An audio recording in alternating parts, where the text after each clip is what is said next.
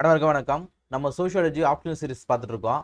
இந்த கிளாஸில் நாம politics and society in India இதுதான் நம்ம கிளாஸில் பார்க்க போகிறோம். பாலிடிக்ஸ்னா என்ன? அரசியல். சொசைட்டினா சமூகம். இந்த சமூகத்தில் அரசியல் இந்த இந்தியன் சொசைட்டியில் அரசியல் எப்படி இருக்குது, சமூகம் எப்படி இருக்குது, இது ரெண்டும் கலந்து எப்படி இருக்குது, அதாவது ரெண்டும் வந்து ஒன்னோடு ஒன்று எப்படி இன்டர் ரிலேட் ஆகிருக்கு, அதுதான் இந்த கிளாஸில் நம்ம பார்க்க போகிறோம். சரிங்களா? ஃபர்ஸ்ட் நாம நேஷன்னா என்ன, டெமோக்ரஸினா என்ன, சிட்டிசன்ஷிப்னா என்ன, இதுதான் நம்ம கிளாஸில் பார்க்குறோம். சரிங்களா? ஃபஸ்ட்டு பார்த்துருவோம். ஸோ நேஷன்னா என்ன? ஒரு நாடு அப்படிங்கிற இந்த தத்துவம் எப்போ உருவாகுது? நீங்கள் வேர்ல்டு ஹிஸ்ட்ரியை படிச்சிருப்பீங்க. இந்த வேர்ல்டு ஹிஸ்ட்ரி படிக்கும்போது இந்த நேஷன்ற அப்படி கான்செப்ட் எப்போ உருவாகுது? இந்த கலோனியலிசம் வந்து ஒவ்வொரு நாடு, அதாவது பிரிட்டிஷார் வந்து ஒவ்வொரு நாடாக போய் பிடிக்கும்பொழுது அங்கே மக்கள்கிட்ட எல்லாரும் ஒன்று திரட்டணும் அப்படிங்கிற அந்த எண்ணம் வருது. அந்த எண்ணம் வரும்போது உதாரணத்துக்கு சொல்லணும் அப்படின்னா ஃப்ரெஞ்சு ரெவல்யூஷன் வரும்போது சொல்லலாம். அது ரொம்ப எக்ஸ்ட்ரீமானது எப்போ அப்படின்னா வேர்ல்டு வார் 1 முடிஞ்சதுக்கு பிறகு தான். வேர்ல்டு வார் 1 முடிஞ்சதுக்கு பிறகு ஹிட்லர் ஆகட்டும், முசோலினி, இவங்கெல்லாம் என்ன பண்ணுறாங்க, இப்போது அதுக்கு முன்னாடி வரைக்கும் இந்த டெமோக்ரஸி அப்படிங்கிற ஒரு சிஸ்டம் வந்து உருவாகி இருக்கும்.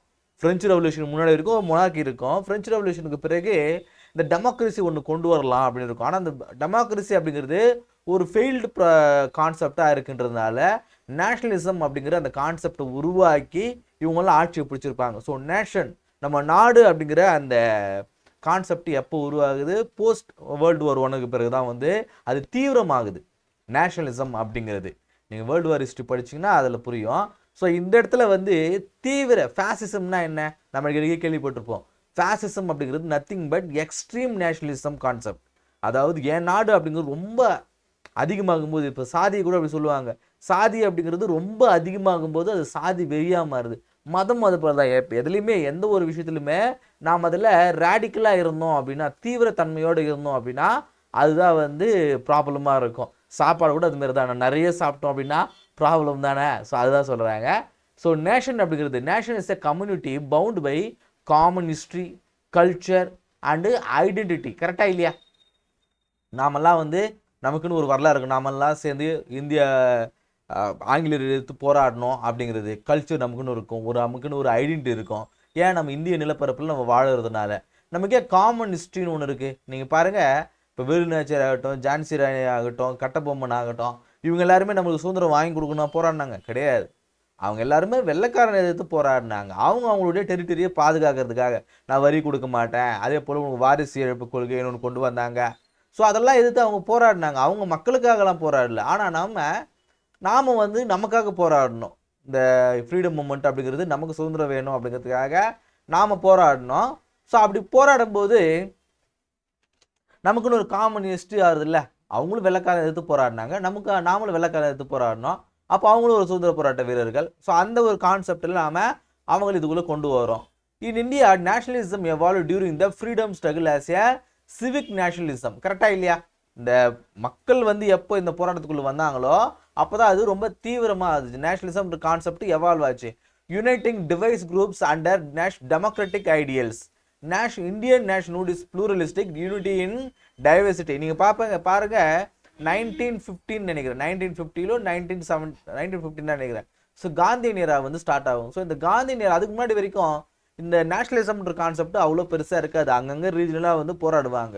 இவர் காந்தி வந்து உள்ள இந்தியாவுக்கு வந்ததுக்கு பிறகு தான் அவர் இந்தியா முழுக்க ஒரு டூர் மாதிரி ஒன்று போவார். அந்த டூர் போகும்போது தான் மக்கள் எல்லாருமே வந்து ஒன்றிணைப்பார். நாமெல்லாம் இந்தியாவுடைய, இந்த பாரதத்துடைய பிள்ளைகள் நம்மெல்லாம் சேர்ந்து ஒன்றிணைனோம், யூனிட்டி இன் டைவர்சிட்டி, வேற்றுமையில் ஒற்றுமை அப்படிங்கிற அந்த கான்செப்ட்லாம் அப்போ தான் வந்து எவால்வ் ஆகுது.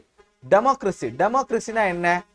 Equality, representation and participation. எல்லாரும் ஒரே மாதிரி இருக்கணும், எல்லாருக்கும் சமம்.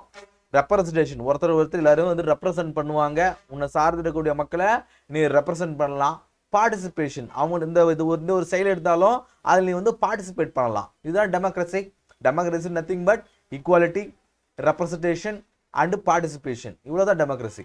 And India's democracy combines universal adult franchise, அதாவது வயது வந்து ஒரு வாக்குரிமை, அதுதான் சொல்கிறாங்க. அதுதான் வந்து டெமோக்ரஸியில் சொல்கிறோம். With multi party politics and federalism. Multi பார்ட்டினா யார் வேணாலும் கட்சி ஆரம்பிக்கலாம். ஒரு கட்சி 2 கட்சிலாம் கிடையாது, யார் வேணாலும் கட்சி ஆரம்பிக்கலாம். இப்போ ரஷ்யா, சைனாலெலாம் இந்த ஒரு கட்சி முறை மாதிரி வந்துடுச்சு.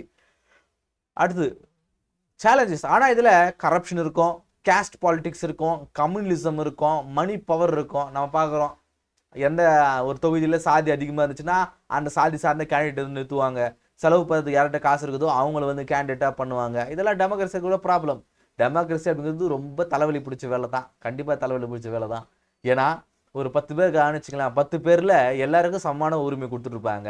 இந்த 10 பேரில் எல்லாரும் வந்து நாலேஜபிளான பீப்புளாக இருப்பாங்களா, அன்கரப்டடாக இருப்பாங்களா, திங்கிங் மைண்டோட இருப்பாங்களா, இந்த ஈக்குவாலிட்டியை மெயின்டைன் பண்ணக்கூடியவங்களா இருப்பாங்களா? கிடையாது. ஆனால் எல்லாருக்கும் சமமான உரிமை கொடுத்துருவோம்.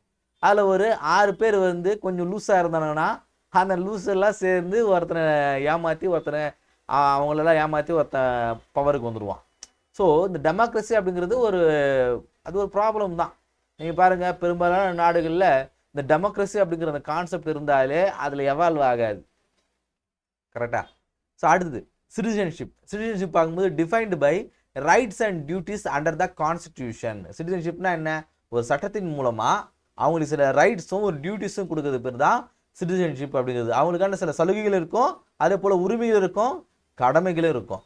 இன்க்ளூசிவ் கான்செப்ட், அது என்ன ஆகும்? ஒரு இன்க்ளூசிவ் கான்செப்ட் தான் வந்து சிட்டிசன்ஷிப் அப்படிங்கிறது.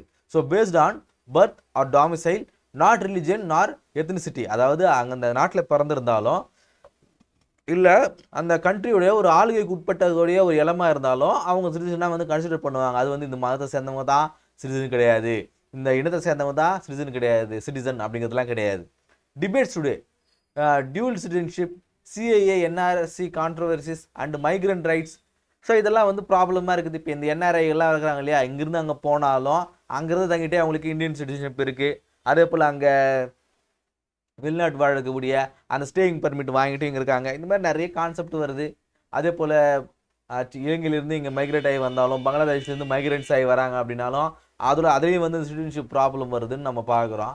ஸோ இதெல்லாம் சிட்டிசன்ஷிப்பில் இருக்கக்கூடிய problems. And political parties and pressure groups. Political பார்ட்டிஸ்னால் யார், ப்ரெஷர் குரூப்னா யார் பார்த்துருவோமா?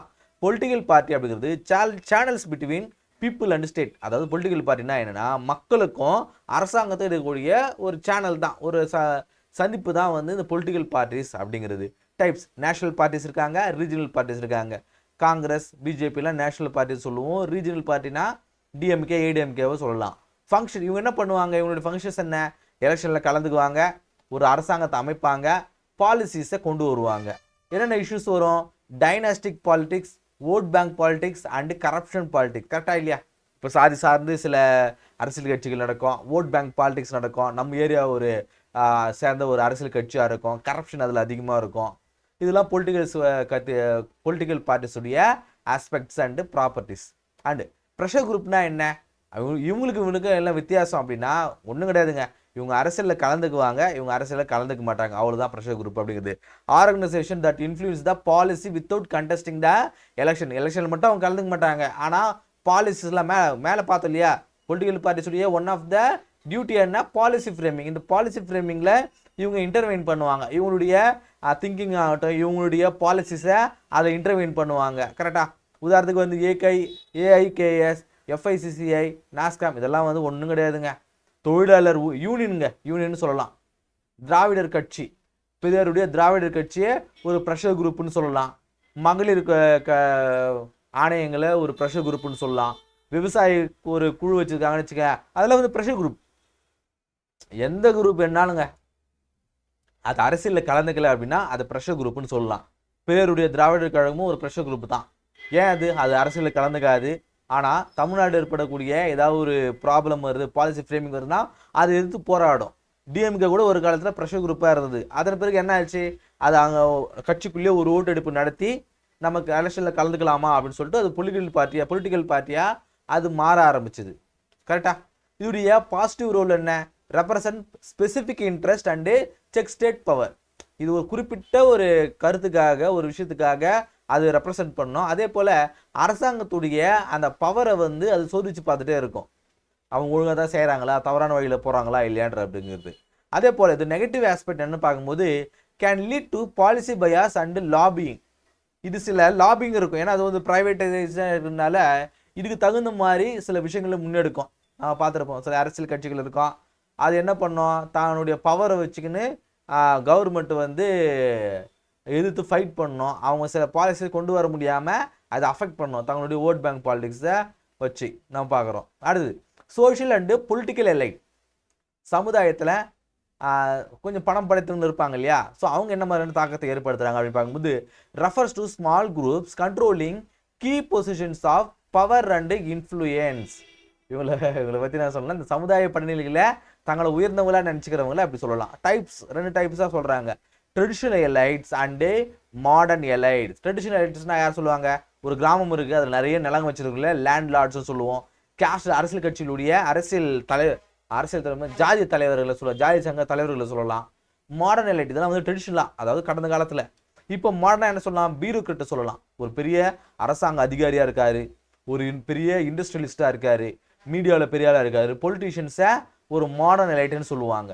இவங்களாம் என்ன பண்ணுவாங்க, சொசைட்டிலே ஆகட்டும் பொலிட்டிக்ஸ்லேயே ஆகட்டும் சில மாற்றங்களை, பயாஸ்டான மாற்றங்களை, சேஞ்சஸை அவங்க ஏற்படுத்துவாங்க. சி ரைட் மில்ஸ் என்ன சொல்கிறாரு, power elite concept applies political, military, economic elites, intellect, இவங்க எல்லாருமே ஒன்றா சேர்ந்தவங்க தான். ரைட் மில்ஸ் என்ன சொல்கிறாரு, இந்த பவர் எலைட் அப்படிங்கிறவங்க எல்லா இடத்துலையுமே அப்ளை ஆகுன்றாங்க. காசு வச்சுருந்தாலும் பவர் வச்சுருந்தாலும் அவன் சொல்கிறதான சட்டம், கரெக்டாக. In India elite circulation is increasing. Elite circulation அப்படிங்கிறது இன்க்ரீஸ் ஆகுது. Backward cost and regional leaders gaining power. முன்னாடி வந்து கொஞ்சம் இந்த எலைட் பீப்புளாக இருக்கிறவங்க யார் அப்படின்னா இந்த ஹைரார்க்கியில் ஹையராக இருந்தவங்களாக தான் இருந்தாங்க. ஆனால் இப்போது என்ன ஆகுது, இது ரீசர்க்கிள் ஆகுது. அதாவது பேக்வேர்ட் காஸ்ட்டில் இருக்கிறவங்களும் இவங்க எமர்ஜாக இப்போ வெளியே வராங்க.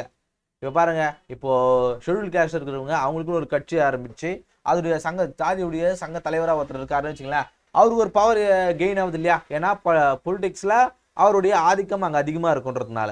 அடுத்தது regionalism and decentralisation of power. Regionalism ஒரு பகுதி சார்ந்தாகட்டும், அதே போல் டீசென்ட்ரலைசேஷன் ஆஃப் பவர் அதிகார பரவலாக்கல்.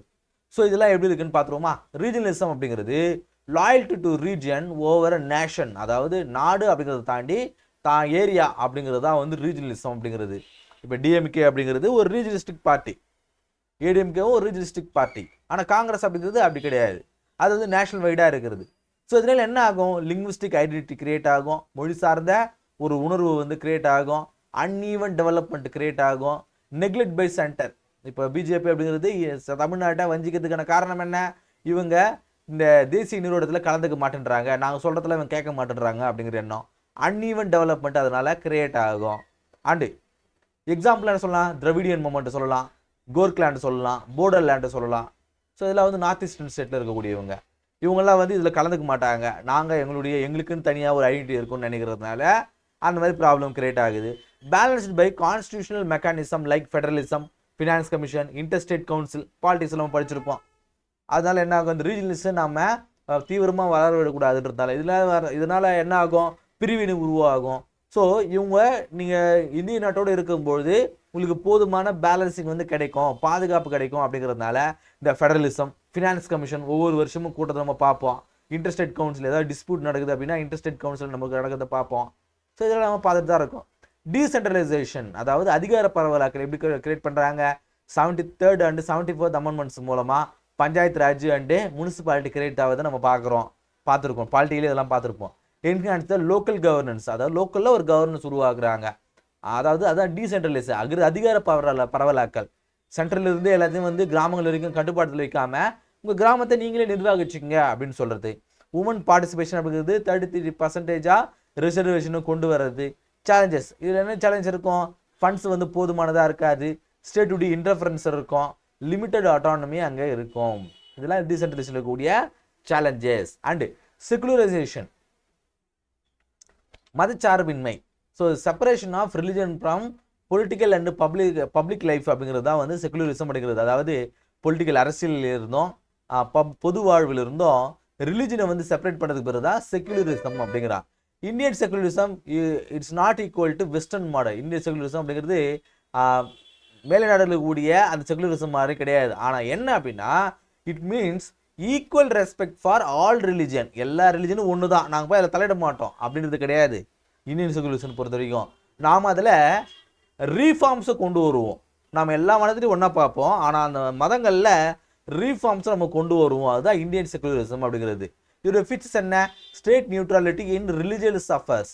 எல்லா மதம் சார்ந்த விஷயங்களையும் நாம நியூட்ரலிட்டி கொண்டு வருவோம். Freedom of religion article 25 to 28 என்ன பண்ணுது?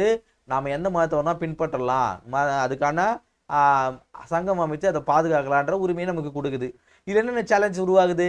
கம்யூனல் பாலிடிக்ஸ் உருவாகுது, மதம் சார்ந்த அரசியல் கட்சிகள் இருக்குது, ரிலிஜியஸ் மொபிலைசேஷன் நடக்குது, இன்டாலரன்ஸ் சகிப்புத்தன்மை இல்லாம போகுது. கரெக்டா? Yet secularism remains a core constitutional value ensuring the harmony in plural society. So இந்த ப்ராப்ளம்ஸ்லாம் இருந்தாலுமே என்ன ஆகுது? இந்த இந்தியன் சொசைட்டியில் இந்த கான்ஸ்டியூஷனில் இந்த செகுலரிசம் இருக்கிறது ஒரு கோர் கான்செப்டாகவே இன்னுமே இருக்குது அப்படின்றாங்க. சரிங்களா?